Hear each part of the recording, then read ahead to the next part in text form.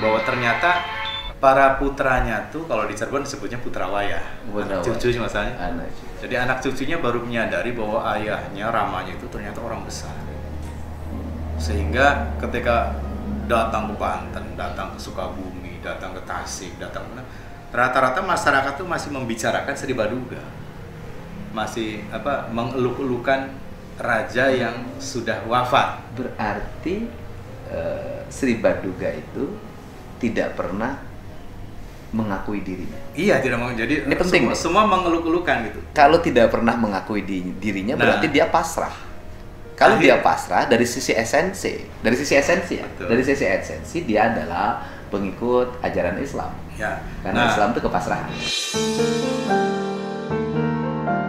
Bahwa orang Sunda itu memiliki leluhur cerdas. Memiliki leluhur yang adiluhur, memiliki leluhur yang mulia, dan orang Sunda itu memiliki tanah yang mulia, dan itu disebutnya adalah sebagai sabuk hijau. Untuk apa? Menjaga kawasan hutan. Yang hutan itu dalam prinsip orang Sunda ada lewun tutupa, ada lewun titipa, ada lewun awisan, ada lewun garapa. Ada 4 ini.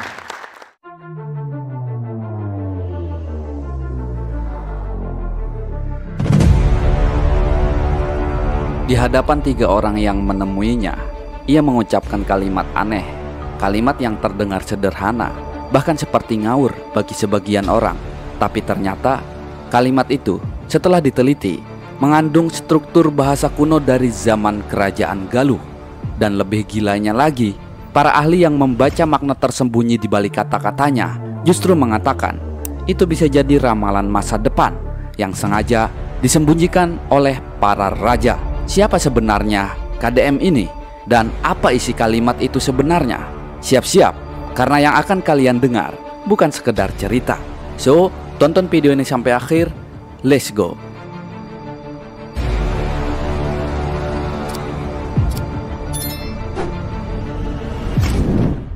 Sahabat Keramat Wali, Ciburial, sebuah wilayah yang terletak di antara lereng dan rimbunnya pepohonan tua di Tatar Sunda. Kalau kalian ke sana, kalian bakal ngerasa ada sesuatu yang beda, bukan horor, tapi kayak suasana yang menahan sesuatu. Entah kenapa, heningnya bukan hening biasa. Di sanalah orang-orang mulai bicara tentang satu nama, yaitu KDM. Nah, yang bikin heboh adalah satu kejadian beberapa waktu lalu. Ada 3 orang saksi, bukan netizen, bukan anak konten, mengaku mendengar KDM mengucapkan kalimat aneh. Tapi bukan cuma aneh, kalimat itu terasa nggak biasa, kayak ada getaran yang bikin bulu kuduk berdiri. Setelah kejadian itu, mereka menceritakan kembali isi kalimatnya, dan disinilah cerita mulai bergeser dari sekedar keanehan, yaitu ke sesuatu yang jauh lebih dalam.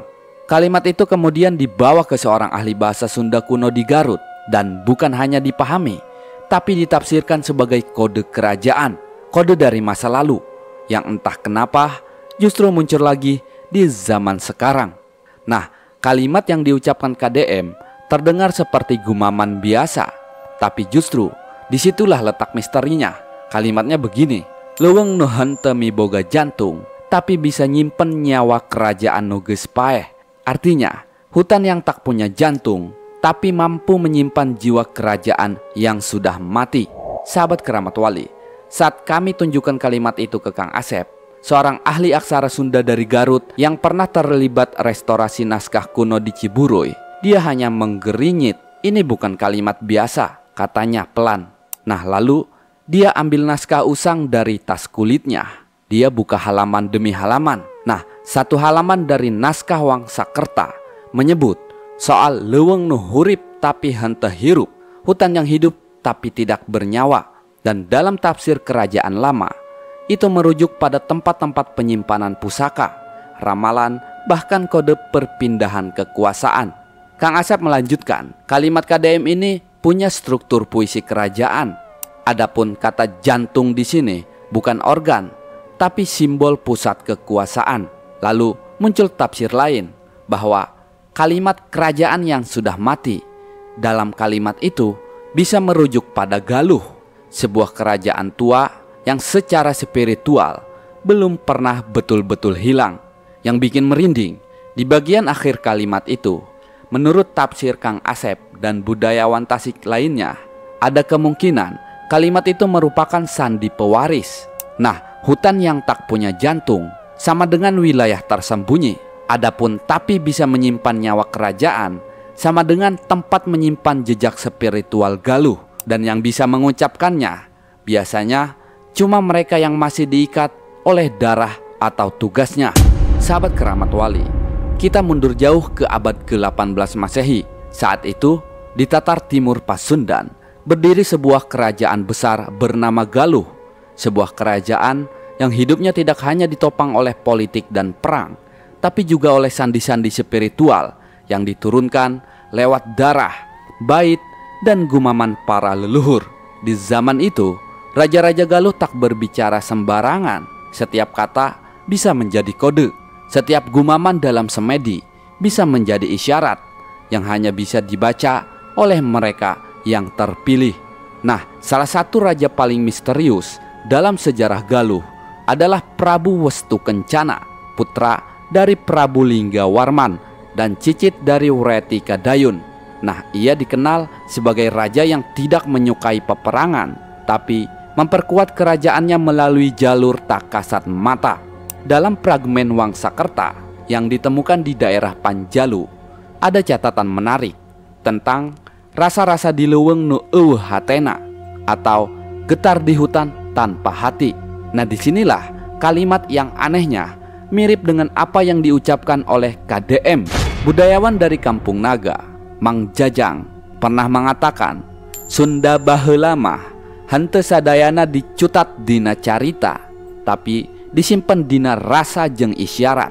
Artinya, orang Sunda dulu tidak selalu menulis cerita, tapi menyimpan dalam rasa dan isyarat. Jadi, bisa saja KDM bukan mengada-ngada, tapi sedang menyambung ulang kabel ruhani dari masa yang sudah ribuan tahun tertanam. Sahabat Keramat Wali, bayangkan sebuah kalimat muncul dari mulut KDM di zaman kita, tapi gema maknanya berasal dari bait kerajaan yang sudah hilang. Bait yang hanya muncul ketika ada yang harus dijaga atau sedang diperingatkan. Dan jika benar itu adalah sandi pewaris Galuh, maka bukan hanya tempat yang sedang dijaga, tapi juga rahasia yang belum waktunya diungkap. Sekarang coba kalian pikir baik-baik. Kenapa KDM mengucapkan kalimat yang strukturnya mirip syair kerajaan kuno? Apa cuma kebetulan? Atau ada sesuatu yang lagi dikodekan? Zaman sekarang kita sibuk ngejar tren, tapi lupa kalau akar budaya itu bukan cuma soal baju adat dan tari-tarian. Kalimat KDM itu bukan buat ditafsir secara akademis saja, tapi sebagai teguran halus dari leluhur kalau kita udah mulai kehilangan jantung kita sendiri. Bayangin deh, kalau hutan tanpa jantung itu sebenarnya metafora buat tanah air tanpa identitas. Tanah yang masih hidup tapi kehilangan nyawa kebudayaannya. Mungkin karena cuma orang yang hidup dalam hening yang bisa dengar suara leluhur, dan cuma orang yang enggak punya kepentingan yang bisa nerusin pesan mereka dengan jujur. Nah, sekarang pertanyaannya balik ke kita semua. Kalau memang benar ada pesan dari zaman Galuh, kita mau dengerin nggak? Atau kita bakal anggap semua ini cuma konten buat viral? Karena kalau kita ketawa dan ninggalin semua ini, siapa tahu suatu hari nanti kita benar-benar hidup di tanah tanpa jantung, hidup di tempat yang leluhurnya udah nyerah dan gak mau ngomong lagi. Sahabat Keramat Wali, pertanyaannya sekarang adalah, apakah kalimat itu hanya gema masa lalu? Atau sebenarnya itu adalah kode dari para leluhur yang ingin bicara sebelum kita benar-benar lupa siapa kita? Karena bisa jadi bukan kita yang mencari sejarah, tapi sejarahlah yang sedang mencari kita kembali.